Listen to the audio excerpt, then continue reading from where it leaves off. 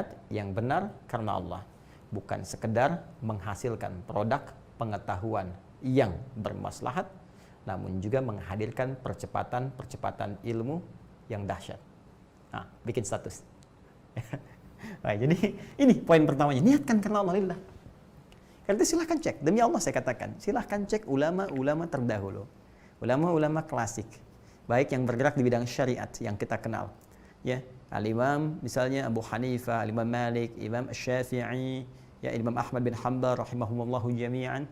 Ya, saya mengambil periode yang agak di masa-masa emas, ya, yang kalangan salaf tapi di akhir-akhir, sehingga lebih dekat kepada generasi-generasi setelahnya. Kalau sahabat sampai ke Nabi nggak usah ditanya, itu udah otomatis niatnya sempurna itu, ya, insya Allah sempurna. Karena itu di ilmu hadis al-ashab kulluhum udul, semua sahabat tuh kategorinya adil semua, karena niat baiknya luar biasa, tak tergambarkan, ya. Sedang nggak butuh aja bisa ngasih orang.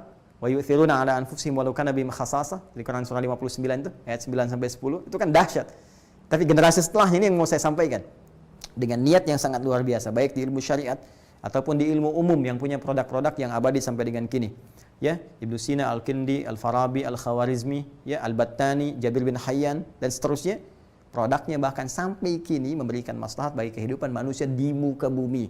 Apa yang mereka lakukan sejak awal ini membangun semua persepsi ilmunya didasari dengan niat yang tertancap kuat, mengakar di jiwa mereka, menjulang ke langit, yang mereka niatkan hanya untuk Allah saja, untuk ibadah.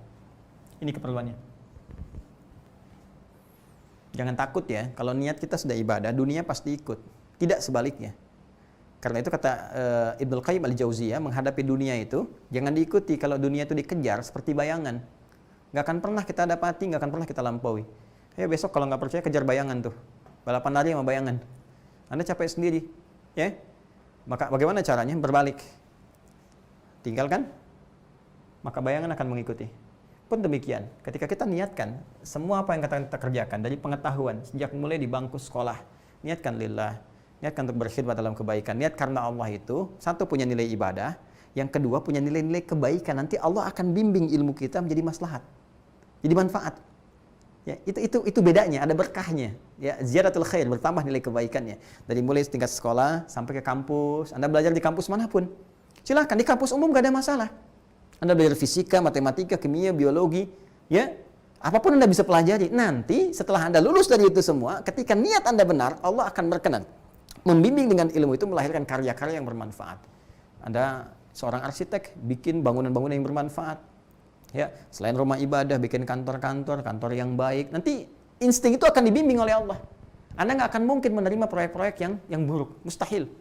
Ya, Anda belajar dengan benar, niatnya karena Allah, tiba-tiba Anda bangun tempat-tempat maksiat, itu mustahil. Hati Anda akan berontak. Ya, hati kita akan berontak, mustahil. Ya, ini tuh poinnya. Pun demikian, Anda belajar ilmu hukum, belajar ilmu ekonomi, ya, politik dan sebagainya, itu akan terbawa suasana itu. Ketika benar niatnya, arahnya pasti akan baik. Mustahil orang belajar ilmu hukum, kemudian niatnya benar karena Allah, dia ikuti dan dia iringi dengan ketakwaan kepada Allah. Mustahil akan menyimpang dari kaidah-kaidah kebenaran, itu mustahil. Di ekonomi demikian, apalagi dalam ilmu syariat. Karena hati-hati, penyimpangan bisa terjadi bukan hanya dalam ilmu umum, dalam ilmu syariat pun bisa terjadi. Betapa banyak orang-orang belajar ilmu-ilmu tertentu, bahkan dalam konteks syariat bisa keliru, bisa fatal dan bisa salah.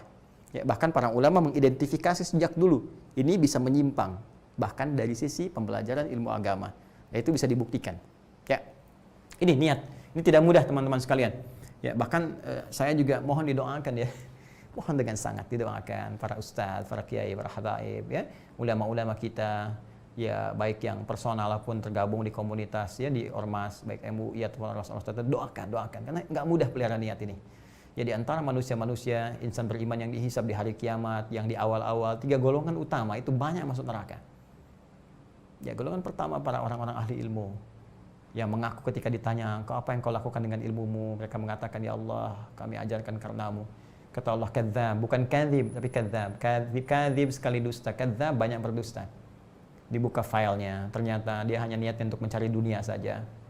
Ngajar, untuk cari popularitas. Kalau sekarang di dunia banyak ingin cari subscriber saja, kan?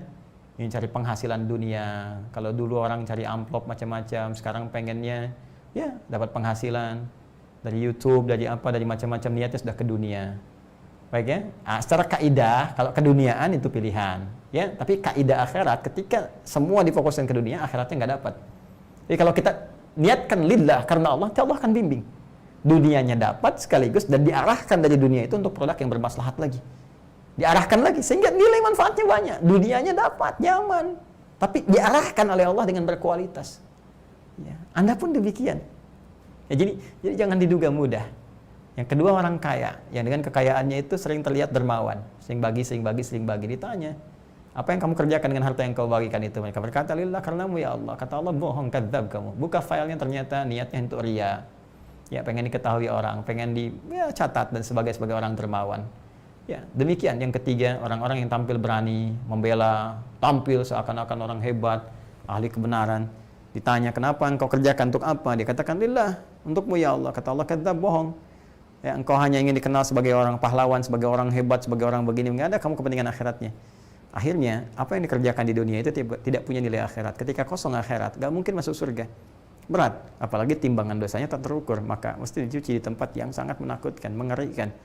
Ya, yaitu neraka. Dan sering-seringlah baca ayat tentang neraka, supaya kita bisa menghindarinya. Hudzaifah al-Yamani itu sahabat yang sangat luar biasa, selalu berpikir ya terbalik, antitesis dari teman-teman yang lainnya. Jadi kalau orang bertanya surga, beliau tanya paradoks, tanya tentang neraka. Orang tanya tentang nikmat kubur, beliau tanya tentang siksa kubur. Sehingga sahabat-sahabat berkata, ya kamu ini gimana sih? Kok nanya yang seperti itu? Kata Hudzaifah, kalau orang tanya surga itu biasa. Ya, ngamalkannya biasa. Tapi kalau nggak tahu lubangnya, nggak tahu jerat nerakanya, besar kemungkinan bisa terpeleset. Maka aku tanyakan itu untuk menghindari ya. Maka rumus ini bisa kita pakai. Ya, sering baca ayat surga bagus untuk motivasi, tapi sering-sering juga baca ayat tentang neraka. Supaya banyak kita menangis, banyak sentuhan pada jiwa, getaran kemudian kepada hati kita sehingga mengarahkan kita pada nilai kebenaran lagi. Mesti banyak merenung, terutama di situasi-situasi seperti ini. Ya, boleh jadi Allah berkehendak untuk mengembalikan kita pada fitrah yang benar itu, pada fitrah yang lurus, untuk kembali kepada Allah. Disadarkan, kamu ini sehebat apa sih, kuat apa sih? Makhluk kecil aja nggak bisa kamu tangani, terus kamu ingin hebat, merasa lebih hebat daripada Allah, merasa lebih hebat daripada ketentuan-ketentuan Allah. Ya, nilai-nilai kebaikan nggak tampak dalam dirimu. Kalau dengan yang kecil aja kamu belum bisa mengatasi, lantas di mana keangkuhanmu? Kamu masih ingin angkuh? Ya. Nah, hal-hal demikian penting untuk kita rasapi sehingga kita kembali kepada Rabbul Izzah. Saat seseorang berada di titik yang seperti itu, kembali kepada Allah, maka disitulah rahmat akan diturunkan oleh Allah Subhanahu wa taala.